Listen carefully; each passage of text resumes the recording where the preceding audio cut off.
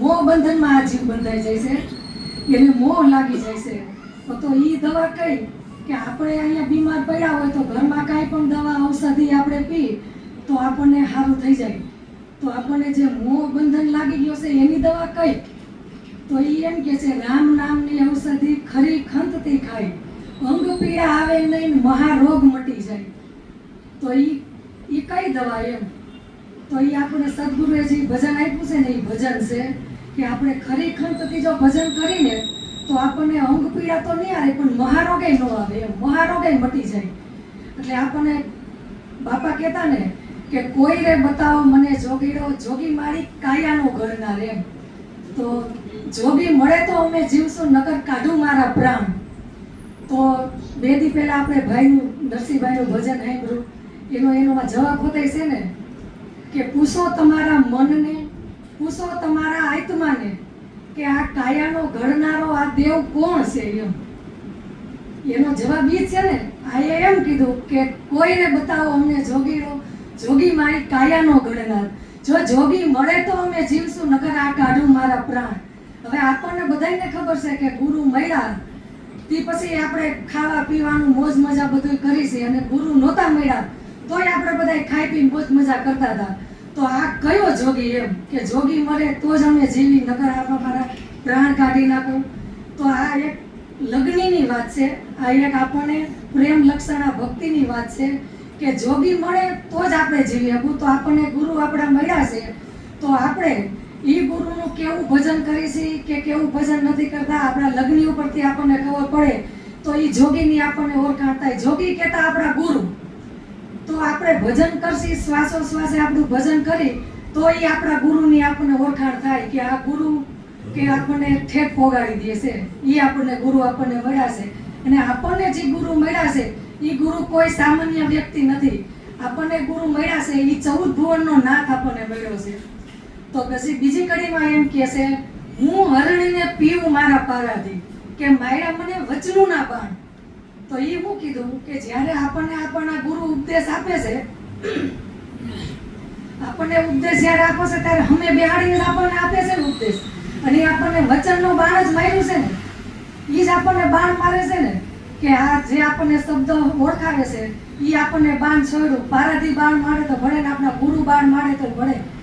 તો એ આપણને હું હરણીને પીવું મારા પારાથી, કે માર્યા મને વચનો ના બાણ.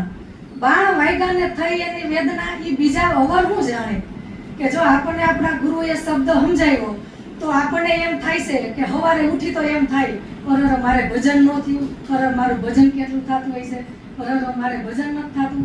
તો એ આપણને વેદના, આપણને બાણ વાગ્યું છે એટલે આપણને ખબર છે. તો બીજાને તો બિચારાને એ નથી ખબર, પણ એને ક્યાંથી ખબર હોય કે અવર હું જાણે અજાણ. કે એને ખબર છે કે એને ગુરુ મળ્યા નથી, એ અજાણ છે, ખાઈ પીને મોજ મજા કરે છે, હાઈ જે હોઈ જાય છે, સવાર થાય પાછા ઉઠી જાય છે. ને અજાણે છે ને તો અજાણને શું ખબર પડે કે આપણને વેદના કેવી થાય છે, આપણને ગુરુ મળ્યા છે તો એ વેદના કેવી થાય છે એ એને કોઈને નથી ખબર. એટલે કીધું ને કે હું હરણીને પીવું મારો પારાથી, એને મને વચનુંના બાણ માર્યા. એ બાણ માર્યા ને મને વેદના થઈ, એ બીજા અવર હું જાણે. પછી કહે છે કે ચોપાટું માંડી છે સૂનમાં, હું ખેલું મારા પીયુની સંગે દાવ. તો એ દાવ કેવી રીતે કે આપણને જે ગુરુએ ઉપદેશ આપ્યો છે એનું સ્મરણ આપણે કેટલું કરીશી, કેટલું નથી કરતા એ આપણા પીયુને જ ખબર છે, આપણા સદગુરુને જ ખબર છે. આપણા ગુરુ જ આપણું તારણ કાઢીએ કે તું કેટલું ભજન કરસ. આપણે દર ગુરુવારે ભજનમાં જાય છે, બધાને ખબર છે. તો બધાને એમ થાય છે કે આ રોજ ગુરુવાર જાય છે, રોજ ભજનમાં જાય છે ને આ ભક્તિ કરે છે, પણ એવું નથી. આપણે પોતે જ આપણે જાણે કે આપણે આ પંથ કેટલો કાપ્યો છે, આપણે ભજન કેટલું કર્યું છે, આપણને પોતાને જ ખબર પડે. તો આપણે કેટલું ભજન કરીશી આપણા ગુરુને જ ખબર પડે. એટલે કીધું છે કે ચોપાટું માંડી છે સૂરમાં, ખેલું મારા પીયુ સંગે દાવ. જો હું હારું તો પીયુજીની સાથમાં, અને પીયુજી હારે તો ઈ રહે મારી પાસ. સાધક ખરી ખંતથી જો ભજન કરે ને તો એની બે બાજુથી જીત જ છે, પણ સાચા ભાવથી ભજન કરે ને તો આપણે જરૂર કેની છે, આપણા ગુરુની જ છે કે બીજા કોઈની.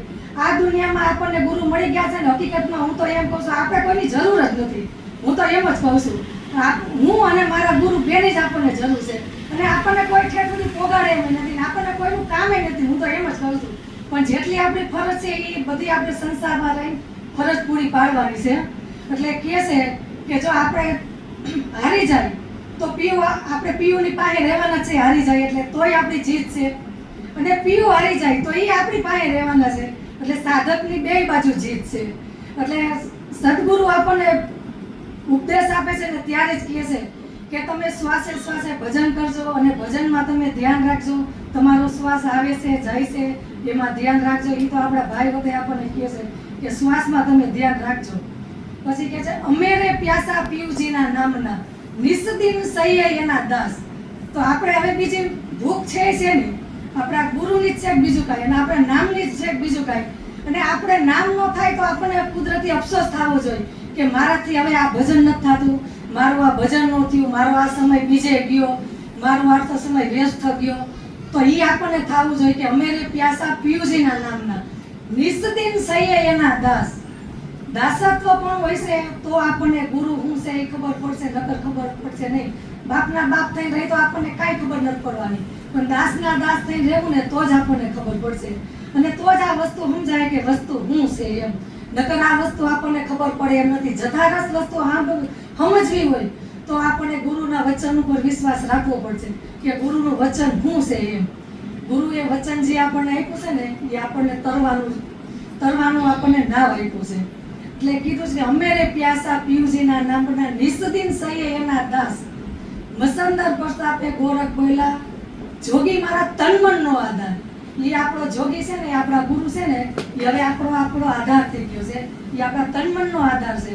હવે આપણને એ કોઈ દી હાથ ભવ સુધી આપણને છોડે એમ નથી. એટલે આપણે એનું ભજન કરવાનું છે, આપણા સદગુરુનું ભજન કરવાનું છે, અને દિન પ્રતિદિન જેટલો ભાવ વધે એટલો આપણા ગુરુમાં આપણે ભાવ વધારવાનો છે. બોલો સદગુરુદેવ.